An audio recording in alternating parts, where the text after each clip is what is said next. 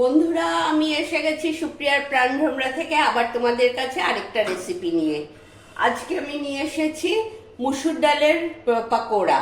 দেখো, মুসুর ডালের পাকোড়া খুব সহজ, কিভাবে করব আজ সেটাই দেখাচ্ছি। চায়ের সাথে, বিকেলবেলা জল খাওয়ারের সাথে কেউ এলো দিলে খুব ভালো লাগে খেতে।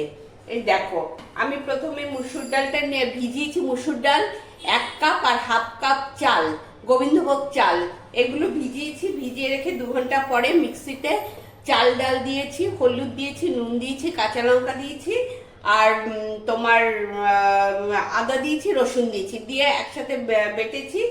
বেটে এটা তৈরি করেছি। এই যে মুসুর ডাল বাটা চাল দিয়ে এটা ভালো করে এবার ফেটিয়ে নিচ্ছি। আর কড়াইতে তেল বসিয়ে দিয়েছি, তেলটা গরমও হয়ে গেছে। এইবার মুসুর ডালের পাকোড়া বানাবো। এই দেখো,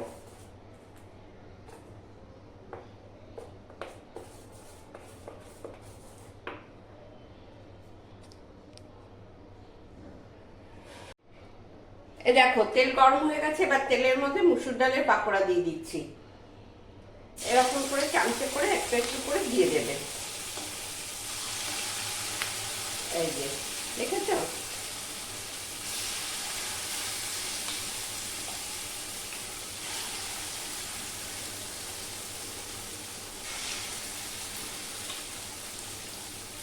এই দেখো, এবার এটা ভাজবে। একটু উল্টে দেবে নিচ দিকটা যখন হয়ে আসবে। আর গ্যাসটা কিন্তু সিমে থাকবে। আমি গ্যাসটা সিমে রেখেছি, তাহলে ওপরটা হয় না, ভেতরটা কাঁচা থাকে যদি ফুল ফ্লেমে দাও। ওই জন্য আমি সিমে রেখে নিয়েছি। সিমে রেখে এই যে এবার উল্টে দিচ্ছি। এই দেখো, দেখেছো,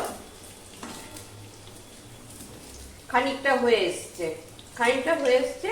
এইবার উল্টে দিলাম। ওই পিঠটা একটু হলে নামিয়ে নেব। এই দেখো,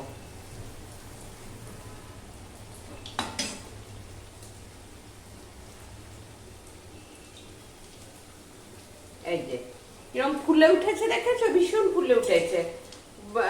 তোমার ফ্যাটানোটা যত ভালো হবে তত এটা সুন্দর হবে, ফুলে উঠবে। এই দেখো,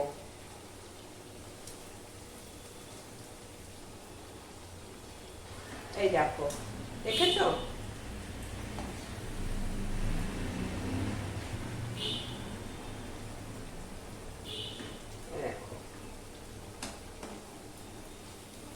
এই যে এবার হয়ে এসছে। এবার তুলে নিচ্ছি। দেখো,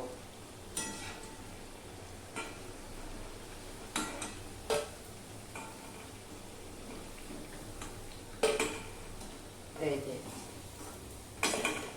তুলে নিলাম, গ্যাসটা বন্ধ করে দিলাম।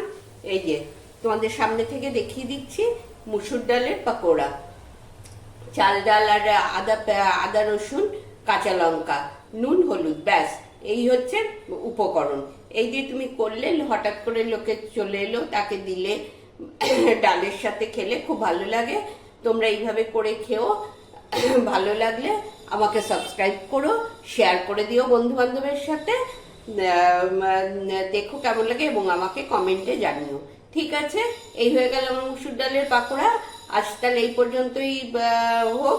আবার সামনের সপ্তাহে তোমাদের সাথে দেখা হবে। ভালো থেকো, টাটা।